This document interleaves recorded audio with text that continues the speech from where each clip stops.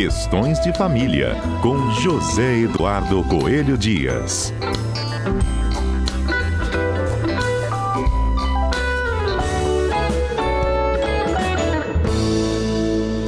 Olha, na última semana, a nossa comentarista de comportamento, Adriana Miller, né, começou a tocar nesse assunto aqui na programação da CBN em Vitória, no programa Cotidiano, sobre os bebês reborns, né? E a gente resolveu trazer esse debate também para o âmbito do direito de família, porque estão surgindo cada caso, gente, que a gente precisa de trazer para a luz aqui da jurisdição. Os bebês reborns são aquelas bonecas que são muito realistas. Elas, de fato, parecem um bebê, né? E elas estão começando a fazer parte do direito da família de que formas, Edu? Não estão. Não estão, ótimo. A boa notícia é essa. A boa notícia é essa, Fernanda. Que bom. E eu acho que você já matou a charada quando você, na introdução, quando você apresentava o tema, você disse que os bebês reborn são aquelas bonecas que parecem realmente uma criança. Elas parecem realmente, mas não são. Isso aí. O nosso direito, Fernando, ele é formado para as pessoas.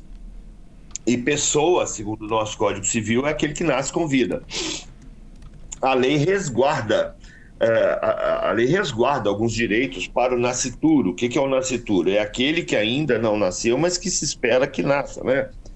A lei resguarda alguns direitos e a lei vai resguardar, inclusive, aqueles que já não detêm mais a personalidade, que são os falecidos, como o direito à imagem, à honra, vai resguardar.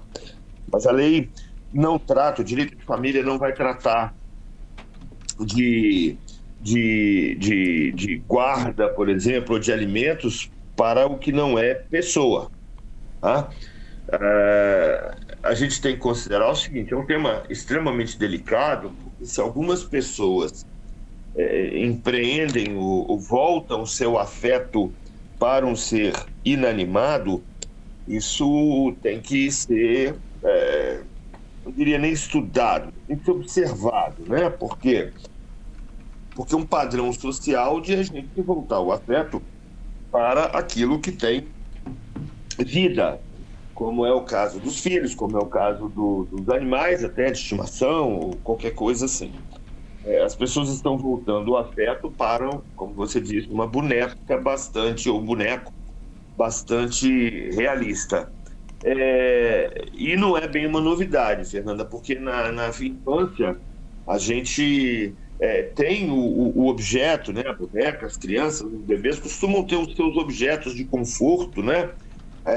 E até se relacionar com aquilo num momento de medo, num momento de angústia ou qualquer coisa, ter aquilo às mãos, ter aquilo por perto para se reforçar ou para vencer algum tipo de dificuldade.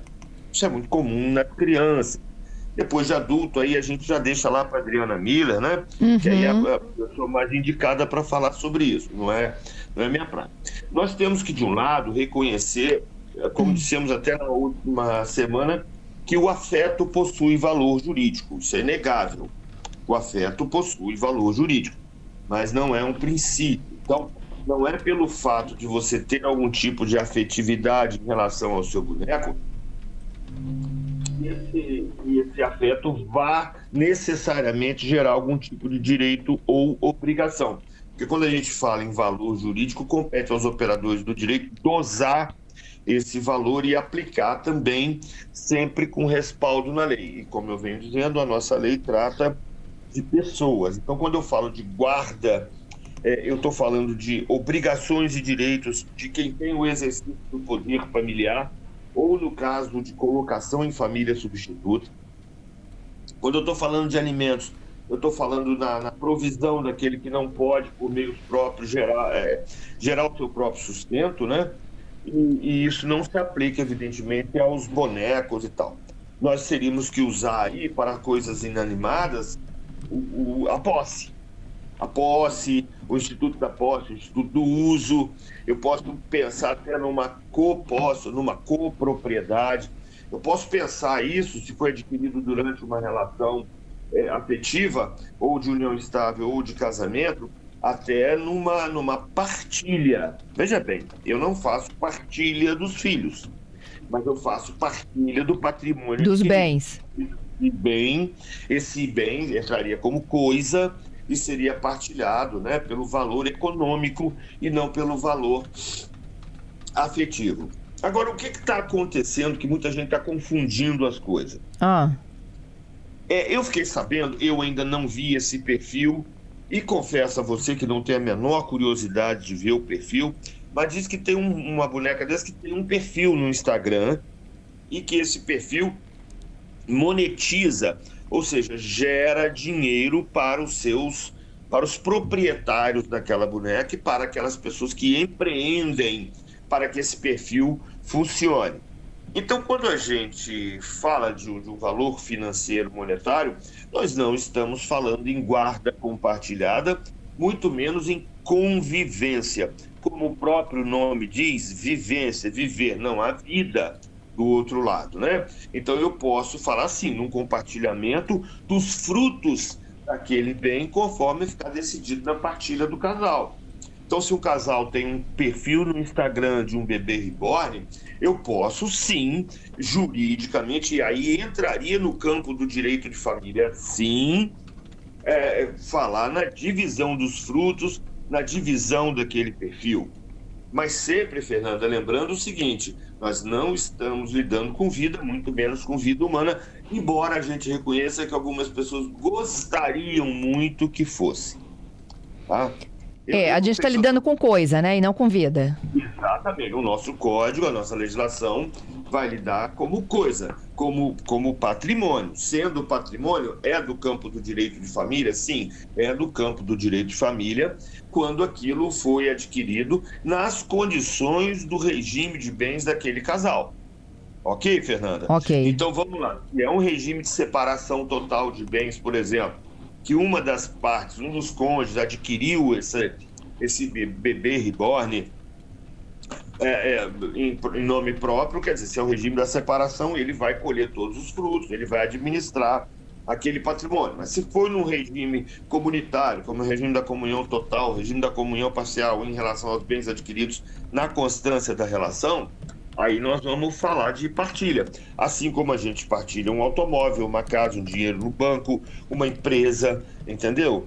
Então, se esse bebê é uma empresa, ou seja, gera frutos, é monetizado na linguagem que é falada por aí eu tenho sim no campo do direito de família, mas não no campo do direito pessoal de família. Eu vou levar isso para o campo do direito patrimonial de família. E é muito importante que a gente saiba distinguir as coisas, porque senão daqui a pouco a gente vai estar incentivando uma alteração no próprio direito, né? Eu não sei se eu estou sendo claro, Fernanda. Está sim. Os ouvintes estão até aqui conversando contigo, Zedu. O primeiro é o Claudenir. Ele fala assim, uma espécie de loucura, né? O que é isso que a gente está vivendo e até comentando, né? Médico já se antecipando, dizendo que não vai atender mãe de bebê reborn, né? O pessoal do direito também dizendo, né? Não me procure porque não tem solução para isso, a não ser que seja no âmbito da coisa, né? Que é o que a gente está explicando aqui. E o Edson dizendo, gente, o mundo está ficando difícil e preocupante. Aí, assim, eu queria até... Vou prestar atenção aí no quadro da Adriana Miller. Eu acho que ela vai continuar falando sobre essa questão. Mas nós temos essa coisa aí do vínculo de alguma coisa irreal. Eu acho que a gente passa nas nossas fases do desenvolvimento por isso, né? Quem é que nunca teve um travesseirinho que não consegue dormir sem ele, não é assim? Uhum. Numa outra fase, a gente começa a ter os amiguinhos imaginários, né? E aí, sim, eu ouvi uma coisa meio que em tom jocoso até. Diz que você falar com o bebê reborn não tem problema nenhum. O problema é quando o bebê reborn começar a falar com você, você precisa tomar cuidado. Aí sim, você precisa... né, buscar a ajuda de um profissional psi. Mas é importante a gente lembrar o seguinte, Fernanda, tem uma coisa que chama a atenção, que vem me preocupando muito, que é o avanço da tecnologia. Hoje a gente fala de inteligência artificial e dos riscos da inteligência artificial aprenderem com os humanos até tomarem o controle. Nós estamos falando isso hoje, em 2025. Só que o Stanley Kubrick, lá no 2001, Uma Odisseia no Espaço, de 1968, já falou sobre isso. Não é verdade? Sim. Já falava do computador lá do HAL, né? Que era o computador de bordo e tomava o controle da nave. Nós tivemos Joaquim Fênix num filme, eu não me lembro o diretor, mas um filme extraordinário chamado Her, em que ele tem uma namorada, que ele conversa com ela o filme inteiro. Quem faz a voz é me falhou o nome dela agora aqui, mas é linda, maravilhosa. É a Uma Thurman? Oi? Não lembro, eu acho que é a Uma Thurman. Não. A voz é a da... Eu tô com a imagem dela na minha frente, mas não consigo lembrar do nome. Enfim, coisas da idade. Mas que tinha essa namorada que não era imaginária, ela conversava. A gente observando o ChatGPT criando imagens, falando e discutindo, eu fico pensando o seguinte: o avanço da robótica também, e tem aquele filme do próprio Kubrick que foi complementado depois por um outro cineasta grandioso também, que chamava exatamente Inteligência Artificial. Um casal que não podia ter filhos adquire um menino, né, que é a inteligência artificial. E hoje, Fernanda, todas essas tecnologias que a gente via no cinema como ficção, inclusive esse do filme Inteligência Artificial, estão à disposição. Nós temos a capacidade de fazer um boneco realista, nós temos avanços da robótica capazes de fazer com que esse boneco realista se movimente de forma muito próxima de um ser humano, e nós temos também a inteligência artificial que aprende com a gente, que capta os nossos desejos, movida por voz. Hoje você conversa com o Google Gemini e com o próprio ChatGPT, você conversa com voz. Então não vai me espantar se nós tivermos um bebê reborn 2.0 animados, conversando, aprendendo com a gente, tentando satisfazer esse vazio, esse desejo que nos leva a ter contato com esses seres inanimados. Então, é muito importante que a gente fique muito atento a esse tipo de coisa, mas, sobretudo, que a gente consiga separar bem as coisas. Porque, veja bem, Fernanda, há coisas que nós devemos levar para o judiciário, há coisas que nós não devemos levar para o judiciário, porque nós, humanos, já sofremos com o judiciário aquém das nossas expectativas. Então, ficar sobrecarregando o poder judiciário com demandas não tão relevantes quanto, por exemplo, o leite de uma criança de verdade, de 2, 3 anos de idade. Enfim, a gente precisa ter muito cuidado. E nós, advogados, então, temos essa responsabilidade de filtrar. Um doutrinador antigo, da época ainda da máquina de escrever, ou talvez até mais ou menos dessa época, ele dizia que o advogado é o primeiro juiz da causa. Então, nós, como advogados, temos que estar muito atentos às demandas que nos procuram. Não é sair fazendo pedido de guarda para beber ribolha, filtrar. Responsabilidade, é isso que a gente precisa. Vamos ouvir aqui mais um ouvinte? O ouvinte Paulo Barcelos enviou um áudio para a gente. O culpado disso aí que está acontecendo deve ter sido Monteiro Lobato, né? Foi criar a boneca Emília. Deu nisso aí. Agora tá todo mundo querendo uma boneca Emília. Zedu? Não, mas nós já tivemos antes da Emília, nós já tínhamos o Pinóquio, né? O italiano Pinóquio, criado pelo o papai do Pinóquio, né? O Geppetto, que esculpe um boneco na madeira e tem o desejo que ele se transforme numa criança. E a mesma coisa que a gente está vendo hoje, só tem uma diferença, né? O Pinóquio vira criança porque a fada madrinha concede um desejo. Ó, com todo respeito, eu não conheço ninguém que tenha uma fada madrinha assim, né? Dessas que faz um clique e as coisas acontecerem. Mas é isso. Essa coisa de transformar o inanimado em humano não é nova, né? Então vamos respeitar, mas vamos filtrar também. É isso aí. Tem um ouvinte nosso me mandando um print aqui, olha, de que bebê reborn não dá direito a salário e maternidade. E um outro, o Marcos Daniel, dizendo que a atriz que você está querendo lembrar o nome é Scarlett Johansson. Maravilhosa, linda, isso.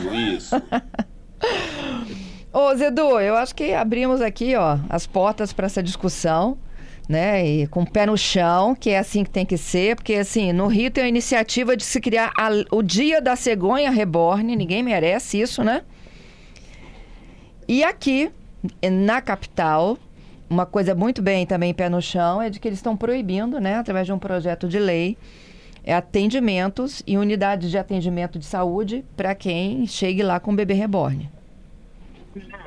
Eu acho, assim, que com todo respeito, mas se alguém chega lá com bebê reborn numa unidade do SUS querendo atendimento, eu acho que o médico tem que dar o atendimento a essa mãe, encaminhar a especialidade que ele achar que deve, né?